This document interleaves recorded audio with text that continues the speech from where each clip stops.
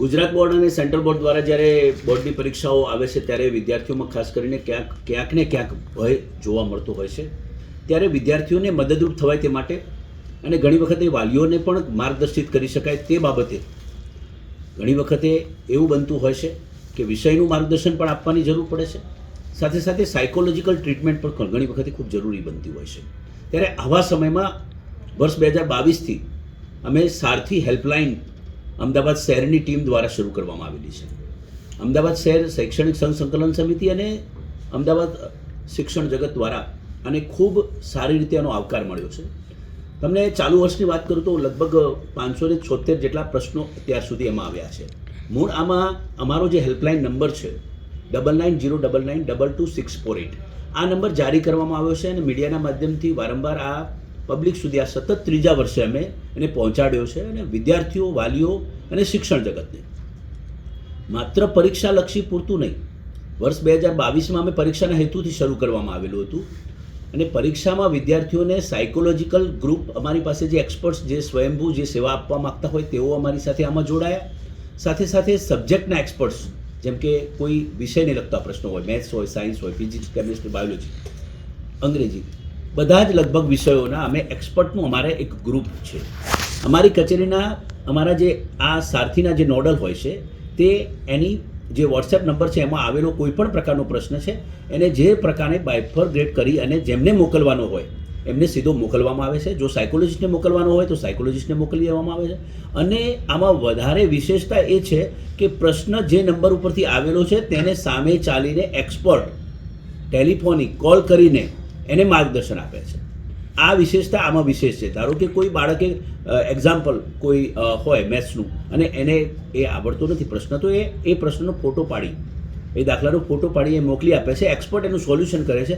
Solution કરીને એને telephonic talk કરે છે સામે ચાલીને. એટલે એક્સપર્ટ સામે ચાલીને એ જરૂરિયાતમંદ જે કોઈ પ્રશ્ન કરતા જે વિદ્યાર્થીઓ છે તેમને મદદરૂપ થતા હોય છે. આમાં માત્ર ને માત્ર પરીક્ષાલક્ષી પૂરતું પછી ન રહ્યું. આજે અમે જે અત્યારે બોલાવેલા છે જે એક્સપર્ટ્સ છે આજે, એમાં અમારો મૂળ હેતુ એ છે કે આમાં હજુ સુધારો કરીને શું આગળ વધી શકીએ કે જેથી વધુમાં વધુ વિદ્યાર્થીઓ સુધી પહોંચી અને આમાં શું મદદરૂપ થઈ શકે. ગયા વર્ષે આપણે જે કર્યું એમાં શું ઇમ્પ્રુવમેન્ટ કરવાની જરૂર છે. તો એ માટે આજે અમે એમની મિટિંગ બોલાવી છે. સાયકોલોજીસ્ટ છે, એક્સપર્ટ છે, સબ્જેક્ટ એક્સપર્ટ છે, તેમને અહીંયા આવકાર્યા છે અને સાથે સાથે તેમને મોટિવેટ કરી નવા વર્ષ માટે પણ એમને તૈયાર કરવા માટેનું આજનું અમારું આ મિટિંગનું અહીંયા આયોજન છે. જ્યારે વર્ષ 2022માં શરૂ કર્યું ત્યાર પછી વહીવટી પ્રશ્નો હોય, દાખલા તરીકે પબ્લિકને સ્પર્શતા હોય તેવા પ્રશ્નો, આરટીઈને લગતા હોય, તો આરટીઈને લગતા પણ પ્રશ્નો આ વર્ષે અમારે 182 પ્રશ્નો આવ્યા છે. જેમાં કોઈ બાળકની કોઈ સ્કૂલ અંગે કોઈ પ્રકારનો પ્રશ્ન હોય, આવક અંગેની ખ્યાલ ના આવતો હોય, એડમિશનના ફોર્મ ભરવા માટે આરટીના એની સમજ ના હોય, તો એવા પ્રકારના પ્રશ્નો પણ અહીંયા આવે. વહીવટી કચેરીને લગતા હોય, જેમ કે કોઈ પેન્શનના લાભો કે જીપીએફના લાભો અંગે હજુ સ્કૂલ દ્વારા દરખાસ્ત કરવામાં નથી આવતી, તો એ પ્રકારના પ્રશ્નો પણ આવે. અહીંયા સાયકોલોજીકલ પ્રશ્નો પણ આવે, વહીવટીને લગતા પણ પ્રશ્નો આવે છે, એફઆરસીને લગતા પણ પ્રશ્નો આવે. તો એ પ્રકારના ચાલુ વર્ષના 570 અને અત્યાર સુધી અમે લગભગ 3000થી વધુ છેલ્લા 3 વર્ષના પ્રશ્નો એટેન્ડ કર્યા છે. એટલે એ રીતે જોવા જઈએ તો અમારું જે આ ટેબ્લેટ જે રાખવામાં આવે છે એમાં આવેલા પ્રશ્નોનું સીધું એક્સપર્ટને મોકલી અને એક્સપર્ટ દ્વારા જેને અનુકૂળ આવતું હોય, જેની પાસે સમય હોય તે એ સીધો ડાયરેક્ટલી એ બાળક સાથે અથવા તો જે પ્રશ્ન કરતા હોય છે તેની સાથે એ જોડાતા હોય છે. કે એ પરીક્ષા આપવાથી ડરતો હતો અને એને મરવાના અથવા તો ન કરવાના એવા વિચારો આવતા હતા અને હતાશ થઈ ગયેલો એવા વિદ્યાર્થીને કે હું પાસ નહીં થઈ શકું, આવા વિચારો વખતે અમારા જે અહીંના એક્સપર્ટ છે દિવ્યાંગ બાળકોના રિપાલભાઈ રાવલ, એમણે સીધો એ પ્રશ્નનું હલ કરી અને બાળકને મોટિવેટ કર્યો કે તું 20 માર્કે પાસ થાય છે. એને ખબર જ નહોતી. એટલે ઘણી વખત એવું બનતું હોય છે કે આવા કિસ્સાઓમાં મદદરૂપ થઈ શકે. ગયા વર્ષે જે છે એક વિદ્યાર્થી હતો રિપીટર એક્સ તરીકે જે પરીક્ષા આપતો હતો, એની સ્કૂલ દ્વારા હોલ ટિકિટ આપવામાં આવી નહોતી. હવે હોલ ટિકિટ ના આપે તો પરીક્ષા એ જ દિવસે પરીક્ષા હતી. હવે એ પરીક્ષા ના આપી શકે તો એણે સીધો જ અમને સારથી હેલ્પલાઇનને મેસેજ કર્યો અને અમારી એક્સપર્ટ ટીમ જે છે એણે તાત્કાલિક સ્કૂલને જે છે એ સૂચના આપી અને એને હોલ ટિકિટ અપાવીને પરીક્ષા અપાવીને વિદ્યાર્થી પાસ પણ થઈ ગયો. એટલે આવા બધા પ્રશ્નો જે છે એ આવા હેલ્પલાઇનથી અમે હલ કરવાનો પ્રયત્ન કરતા હોઈએ છીએ. એટલે એ રીતે વધુમાં વધુ મદદરૂપ થવા માટેનો અમારો આ સારથી હેલ્પલાઇન દ્વારા જે અમારો પ્રયાસ છે. અને શરૂઆતથી અમે આ ઇનિશિયેટિવમાં કનેક્ટેડ રહ્યા છે. જિલ્લા શિક્ષણ અધિકારી દ્વારા જે આ ઇનિશિયેટિવ કરવામાં આવ્યો છે સારથીનો, કે ભાઈ બધા જ સબ્જેક્ટ એક્સપર્ટ, સાયકોલોજી એક્સપર્ટ્સ, બધી જાતની હેલ્પ સ્ટુડન્ટ્સને મળી જાય, એનાથી બહુ જ બધો ફાયદો થયો છે એવું અમારું માનવું છે.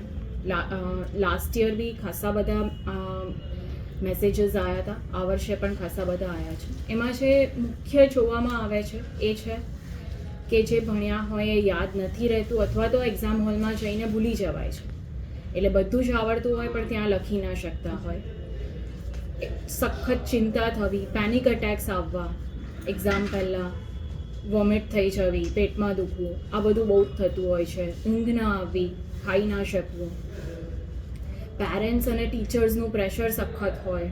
પેરેન્ટ્સ વારે વારે છોકરાઓને કહેતા હોય, એના કારણે છોકરાઓ માયુસ થઈ જતા હોય છે. ઘણી વખત એટલી હદ સુધી બી પહોંચી જાય કે ભાઈ ના, મારા માર્ક્સ નહીં આવે તો શું થશે, અને લોકો શું વિચારશે, મમ્મી પપ્પા શું કરશે, ટીચર્સ શું કરશે, એના કરતાં હું આપઘાત કરી લઉં. એટલે એવા પણ ઘણા કોલ અમારે આવેલા છે, જે અમે હેન્ડલ કર્યા છે, ડીએસ્કેલેટ કર્યા છે, એમના પેરેન્ટ્સ જોડે બી વાત કરી છે અને સમજાવ્યું છે, અને જરૂર પડે ત્યારે પછી સાયકેટ્રિક હેલ્પ માટે કે સાયકોલોજિસ્ટ હેલ્પ માટે મોકલ્યા છે.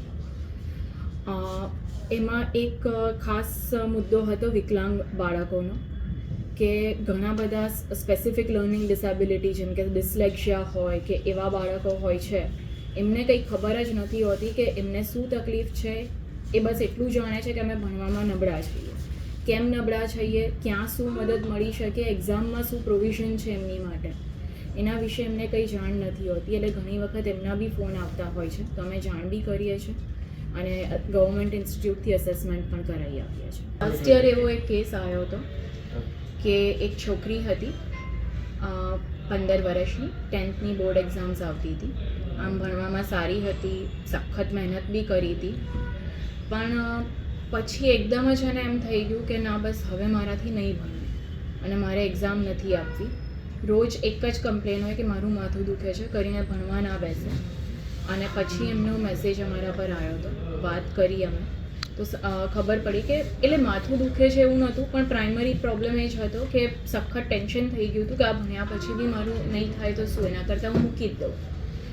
એક વિચાર એવો આવી ગયો હતો કે નહીં થાય, રિઝલ્ટ ના મળે, એના કરતાં હું અત્યારે જ છોડી દઉં.